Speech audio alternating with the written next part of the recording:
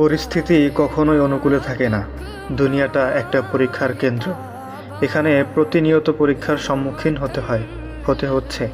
সমাজকেন্দ্রিক, পরিবার কেন্দ্রিক একটা পরিবেশে বেড়ে ওঠা এই গণ্ডির বাইরে গিয়ে নিজের ইচ্ছাকে প্রাধান্য দিয়ে কিছু করাটা সহজ নয় এবং গ্রহণযোগ্যও নয়। এই দুয়ের মাপকলে পড়ে হয়তো নিজের ইচ্ছেগুলো পিষে দিতে হয়, নয়তো সম্পর্কগুলো নষ্ট হয়ে যাবে, কিংবা অনেক গুরুজনের দুয়ার ছায়া হারিয়ে ফেলতে হয়। জীবনটা সহজ নয়, জীবনটা অনেক কঠিন, অনেক বেশি কঠিন।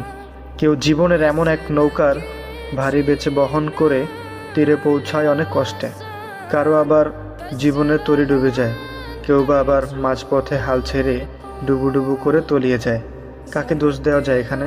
কাউকে দোষ দেওয়ার জন্য আমরা নিজেরা কতটুকু যোগ্য?